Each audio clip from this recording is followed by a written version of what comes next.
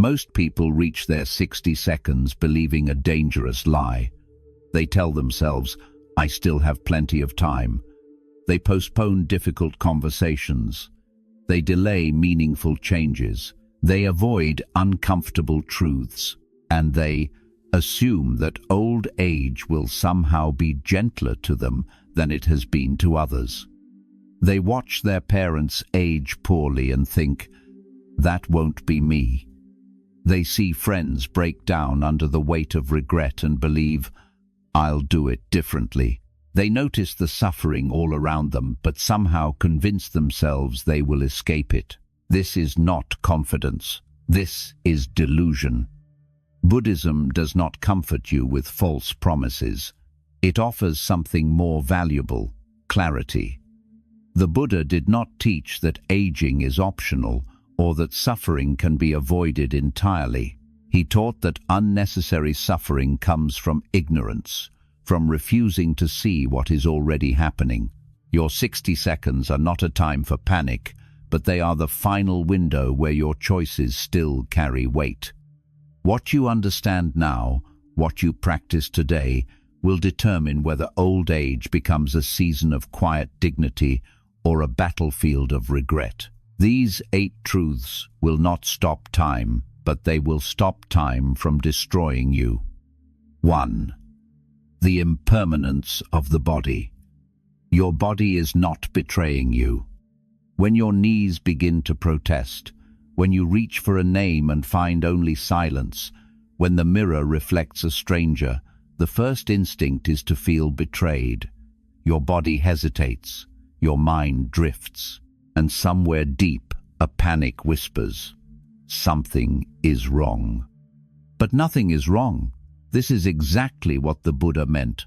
All conditioned things arise and pass away. Your body is not malfunctioning. It is behaving precisely as all physical forms must. Every cell, every sensation, every moment of strength you ever experienced was temporary from the beginning. The illusion was not that your body would decline. The illusion was that you ever owned it in the first place. Buddhism does not ask you to celebrate decline. It asks you to see it clearly, without the added layer of personal insult. When a flower wilts, you do not accuse it of failure. Yet when your own body ages, you take it personally. You turn a natural process into a moral judgment about your worth. You feel diminished when you should simply feel changed. The suffering begins when the mind clings to permanence. You remember how you felt at 30, 40, 50, and you measure your present body against that memory. You create an image of what should be and then suffer because reality refuses to obey. But the body never promised you eternal youth. That promise came from your own desperate hope, from a culture that profits from your denial of aging. Early Buddhist texts instructed monks to meditate on the body's parts to dismantle attachment.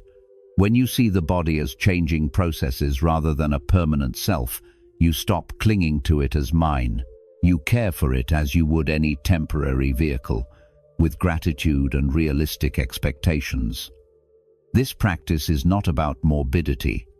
It is about freedom from the suffering that comes from demanding the impossible.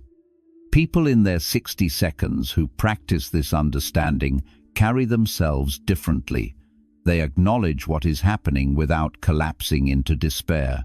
They adjust their pace, their expectations, their rhythms. They move with the body they have, not the body they remember. They do not hide their limitations behind forced optimism or pretend everything is fine when it is not. This is not resignation. This is wisdom. There is a vast difference between giving up and letting go. Giving up is passive, bitter, defeated.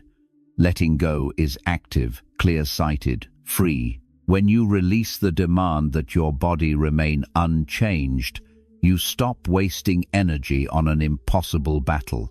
You redirect it toward living fully within the conditions that actually exist. The body will weaken. This is guaranteed. But suffering from that weakness is optional. Suffering comes from the story you tell yourself about what the weakness means. If you tell yourself it means failure or worthlessness, you will suffer immensely. If you see it simply as the nature of all physical forms, you will experience sadness perhaps, but not the crushing despair that comes from feeling singled out by fate. Care for your body mindfully while you can, but do not worship it. Do not base your identity on its performance. When the day comes that the body can no longer do what it once did, you will not feel your entire self crumbling. You will feel only the body changing, as all bodies must.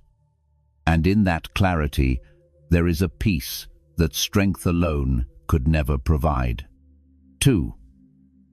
The impermanence of friendship. No one stays forever. People leave. Not because you failed them. They leave because life moves everyone in different directions, because health fails, because priorities shift, because death is not negotiable. Somewhere in your 60 seconds, you begin to notice the thinning, fewer voices returning calls, fewer faces at gatherings, fewer people who remember the same stories. Buddhism teaches that separation from loved ones is suffering. But the suffering is not in the leaving itself. It is in the expectation that people should stay. You build relationships on the unconscious assumption they will last forever. When people drift or die, you feel betrayed. But no one ever promised to be there always. This does not mean relationships are meaningless. It means they are precious precisely because they are temporary. The Buddha taught detachment as clear seeing, not coldness. Love people deeply while they are present. Invest in connection without turning it into ownership. And when time separates you, let them go without bitterness. Many in their 60 seconds carry secret loneliness. They have outlived friends, moved from neighborhoods where everyone knew their name, watched children absorb themselves in their own lives. They sit in rooms that once buzzed with conversation, now silent. They wonder what went wrong, review past arguments, blame themselves, as if perfect friendship would have guaranteed permanence. But no relationship, no matter how perfectly maintained, escapes impermanence. Even the closest bonds dissolve eventually. This is not tragedy. It is the nature of existence. Everyone you meet, you will also lose. The Buddhist response to impermanence is not to love less, but to love more wisely. Build relationships that are wide and open rather than narrow and clinging. Do not put all your emotional security into one or two people. Cultivate many connections so that when some naturally fade, you are not left in total isolation. There is also a deeper teaching about non-self. If your identity is built around being someone's spouse, best friend, confidant, then when that person leaves, your identity collapses. But if you understand there is no fixed, permanent self to begin with, the roles you play are just roles, not your essence. People can leave without taking you with them. When you love without clinging, you allow people to be themselves, to change, to leave when they must. You do not trap them with guilt or expectation, and when they do leave, you honor the time you had without demanding more. This kind of love is rare. It is also the only kind that survives into old age without turning bitter. So if the circle is smaller than it once was, do not take it as evidence you did something wrong. People leave. That is what people do. The question is not how to stop them. The question is how to remain open-hearted even as they go. 3. Death is not morbid. It is a practice of aware living. In the West, death is hidden. It happens behind hospital curtains, spoken of in euphemisms. The culture trains you to avoid thinking about it, as if avoidance will keep it at bay. But the Buddha taught the opposite. He taught maranasati, mindfulness of death, not as morbid obsession but as the most clarifying practice available. Death is certain. The timing is uncertain. These two facts together create the only urgency that matters. Most people in their 60 seconds are closer to death than to birth. This is mathematical fact, not grim statement. Yet, many still live as if there is unlimited time ahead. They delay apologies, postpone difficult conversations, avoid making arrangements.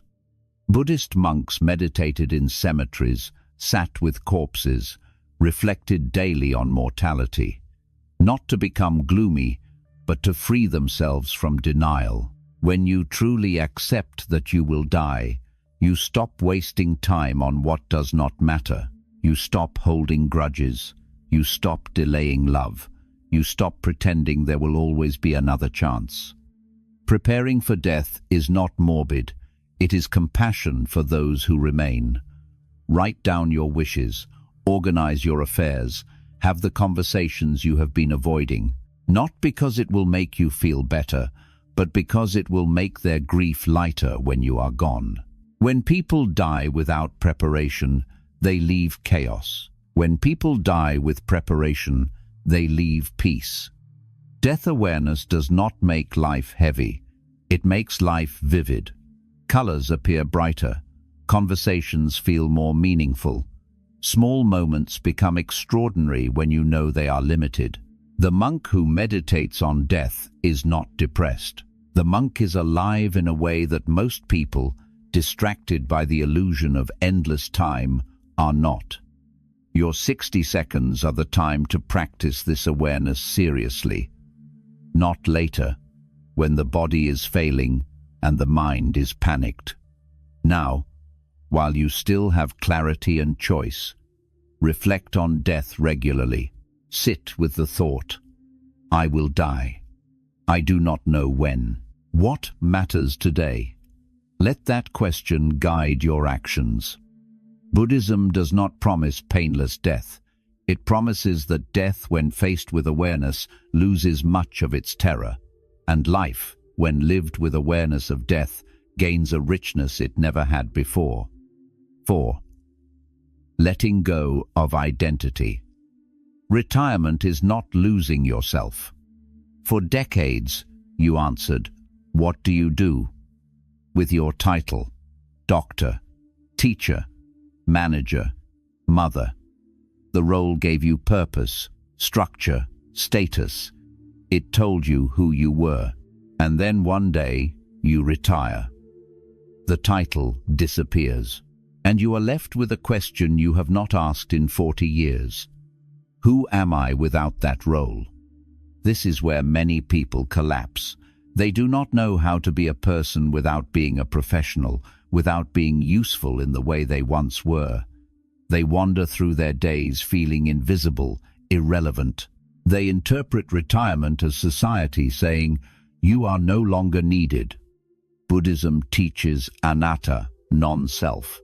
This does not mean you do not exist.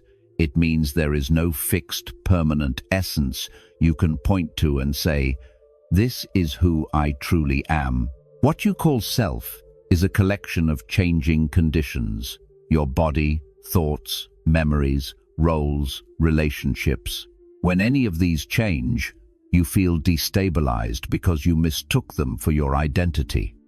Retirement is painful because it removes one of the major pillars you leaned on to define yourself. But you were never your job title. You were never your productivity. Those were roles you played, and roles are temporary by nature. When the role ends, you do not end. Only the role does. Understanding this is the difference between a retirement that feels like death and one that feels like liberation. Many people spend their entire lives performing. They perform competence, strength, success, and they never stop long enough to ask what remains when the performance ends. When you let go of clinging to identity, you become more flexible. You stop defending an outdated version of yourself.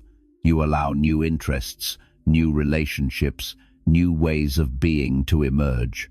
You are no longer trapped in the story of who you used to be. You are free to be whoever you are right now. Old age is not about becoming useless. It is about becoming real.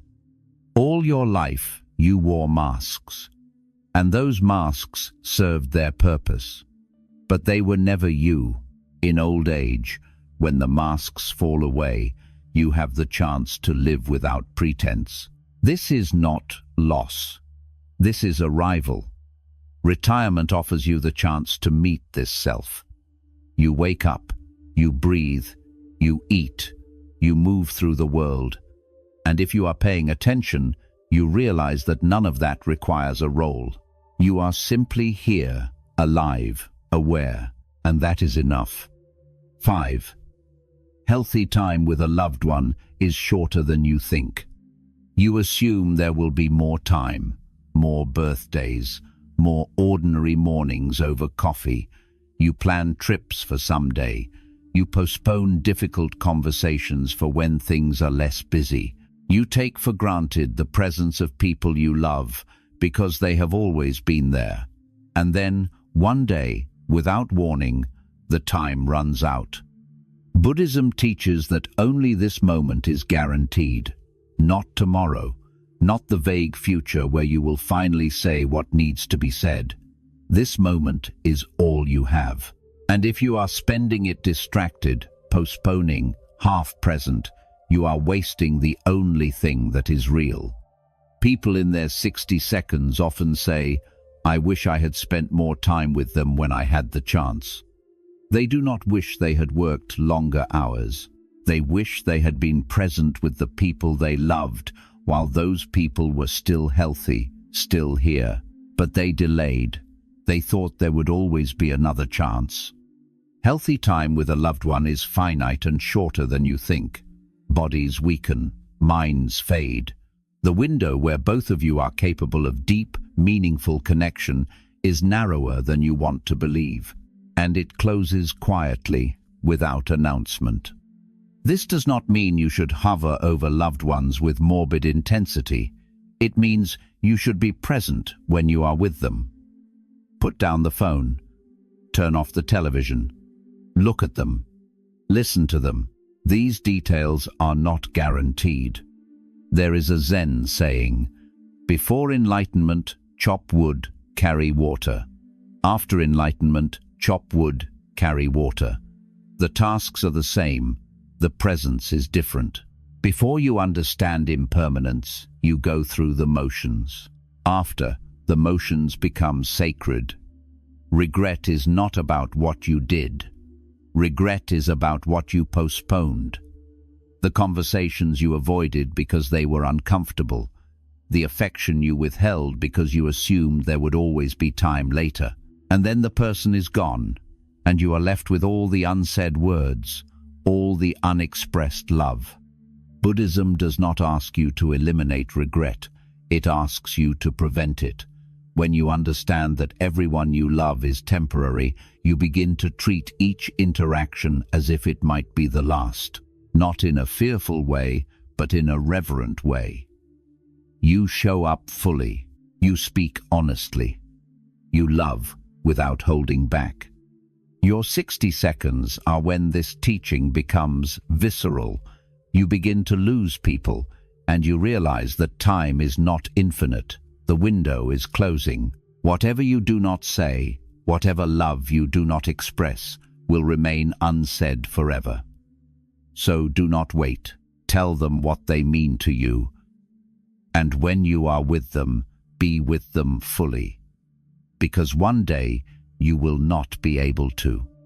6. Forgiveness is not for others. It is for your own freedom. You carry grudges like stones in your pockets. Old arguments, past betrayals, moments when someone hurt you and never apologized. You replay these memories endlessly, sharpening your sense of injustice, and you believe that holding on is strength. but the only person trapped is you. Buddhism teaches, hatred is never ended by hatred. Hatred is ended by love alone. When you hold on to resentment, the other person moves on. They may not even remember what they did, but you remember. You carry it every day. You let it poison your present. Forgiveness is not about excusing what someone did. It is about releasing yourself from the prison of the past. The Buddha said that holding on to anger is like grasping a hot coal with the intent of throwing it at someone else. You are the one who gets burned. People in their 60 seconds often carry decades-old grudges. A sibling who wronged them 30 years ago, a parent who failed them in childhood, and they believe forgiving would mean admitting they were wrong. But forgiveness is not about being wrong or right. It is about refusing to let the past control your present. There is a difference between forgiveness and reconciliation. Reconciliation requires both people. Forgiveness requires only you. You can forgive someone without ever speaking to them again. You can forgive someone who is dead. Because forgiveness is not for them. It is for you. Old age with unresolved anger is a special kind of suffering. You have less time left, and yet you spend it rehearsing old wounds. You have less energy, and yet you burn it on resentment. You isolate yourself because bitterness makes you difficult to be around. Forgiveness does not happen all at once. You begin by acknowledging the hurt. You face it squarely and say, yes, that happened, and it hurt. And then you ask, how long will I let this control me? And at some point, you decide that continuing to suffer is no longer worth the satisfaction of being right. There is also self-forgiveness. Many people carry guilt about their own past actions, mistakes they made, people they hurt, and they punish themselves endlessly. But the past is unchangeable. The only thing you can change is how you relate to it now. Forgive yourself, not because you were perfect, but because carrying shame into your 60 seconds and beyond is a waste of the time you have left. You did what you did. You cannot undo it, but you can stop replaying it. When you forgive, something shifts. The tightness in your chest loosens. The replaying thoughts quiet down. You begin to live in the present, unburdened by old stories. And that is freedom. Carrying resentment into old age is choosing suffering a second time. The first time was when you were hurt.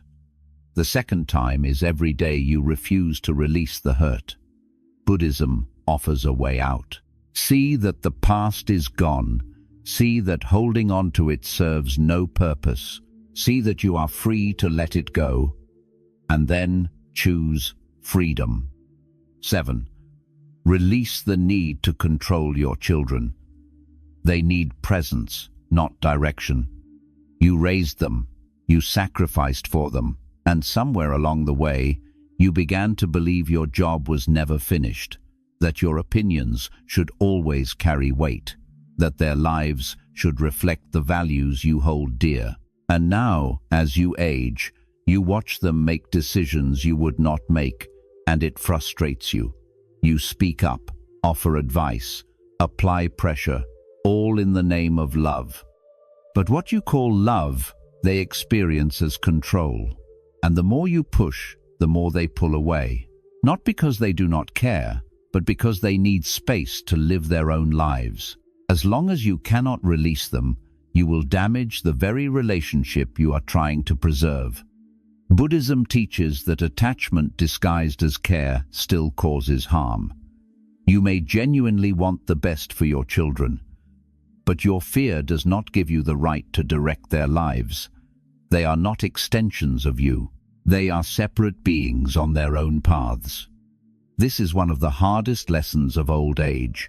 You spent decades being needed. That dependence gave you purpose. But children grow up. They stop needing you in the way they once did. And if you cannot adjust, If you continue trying to be needed in ways that no longer fit, you become a burden rather than a support. Love without control is possible. It is called compassion. Compassion means wishing someone well without demanding they live according to your blueprint. It means offering advice when asked and staying silent when not. Many parents in their 60 seconds struggle with this. They see their children making what they consider mistakes, and they cannot stay quiet. They criticize career choices. They question relationships. They offer unsolicited opinions, and they justify it by saying, "I'm only trying to help." But help that is not wanted is interference. When you release expectations, relationships breathe. Your children feel safe to be honest because they are not constantly defending themselves. They come to you out of genuine connection, not obligation. And you, freed from trying to manage lives that are not yours, can simply be present. And presence is what they actually need. Presence means listening without fixing. It means witnessing without judging. It means offering love without conditions. This is harder than it sounds because it requires you to surrender control, and control feels like love when you have practiced it for so long. But control is not love. Control is fear. Fear that they will fail. Fear that they will suffer. And that fear does not serve them. It only serves your need to feel useful, to feel that your years of parenting still matter. Your years of parenting do matter. They shaped who they became. But that chapter is over. The new chapter is about relating to them as adults, as separate individuals with their own wisdom, their own right to make choices you would not make. So step back, not because you do not care, but because you care enough to let them live. Offer support when asked. Otherwise, be quiet, be present. But do not be controlling, just love them, quietly, without agenda. And watch what happens when you finally give them the space they have been asking for all along. 8. Contemplating time, the final decades move fast. The years are accelerating. You blink and a season passes. A year feels like a month felt when you were younger, and you wonder where the time went. This is not imagination. Time is not actually speeding up, but your perception of it is. When you were young, every experience was new. Your brain encoded these experiences in detail because they were novel. Childhood seems to stretch forever when you look back on it because your mind was absorbing everything for the first time. As you age, life becomes more routine. Your brain stops encoding routine experiences with the same attention. It bundles them together, compresses them, and because they are not encoded distinctly, they blur together in memory. A year feels short because when you look back, there are fewer unique memories to distinguish one month from another. Buddhism teaches that time perception is linked to awareness. When you are fully present, even routine moments feel vivid. But when you walk through life on autopilot, mind elsewhere, the walk leaves no trace. It becomes one of 1,000 identical walks, compressed into nothing. This is why the final decades move fast. Not because time itself is speeding up, but because awareness is thinning. You are no longer paying close attention. Your brain treats these years as a single blurred experience rather than a collection of distinct moments. The solution is to wake up, pay attention, break routines deliberately, do new things, even small things, take a different route, read a different kind of book, have a conversation with a stranger. Novelty creates memory. Memory creates the feeling of time. But more than novelty, presence creates depth. Even a routine moment, fully experienced, is richer than a dramatic event half noticed. The Buddha taught that mindfulness is the practice of meeting each moment as if it is the only moment, tasting your food, feeling your breath, noticing the temperature of the air. A mindful person does not fear aging because each day is fully lived. There is no sense of time stolen. There is only the accumulation of moments, each one met with awareness. This does not stop the body from aging, but it transforms the experience of time from something that rushes past into something that is inhabited. Your 60 seconds and beyond are the final window to practice this seriously. You do not have the luxury of decades stretching ahead. The time you have is finite and running out. But knowing this is not cause for despair. It is cause for sacred urgency. The kind that makes you stop postponing. The kind that makes you pay attention now. Peace in old age does not come from a longer life. It comes from a deeper presence. And presence is available in every moment, regardless of how many moments remain. Time will pass, whether you are awake or asleep, but only the awake will remember living. Buddhism does not promise a painless old age. It does not offer magical solutions to physical decline or emotional loss. What it offers is something more honest. Freedom from unnecessary suffering, and unnecessary suffering is the kind you create yourself through ignorance, through clinging, through refusal to see what is already true. Your body will change, people will leave, you will face death, time will move faster than you want. These are facts. They apply to everyone, regardless of preparation. But how you meet these facts determines whether old age becomes unbearable or whether it becomes a season of unexpected clarity. When you understand that the body is impermanent, you stop taking its decline personally. When you understand that all relationships are temporary, you love without clinging. When you face death with awareness, you live with urgency and purpose. When you release identity, you discover who you are beneath the roles. When you prioritize presence over postponement, you stop accumulating regret. When you forgive, you free yourself from the prison of the past. When you stop controlling others, you preserve the relationships you value most. And when you live with awareness of time's passage, each moment becomes more vivid than the last. These 8 truths do not make old age easy, but they make it possible to age without being destroyed by aging. They make it possible to lose without collapsing into bitterness. They make it possible to face the end of life with something other than terror or denial.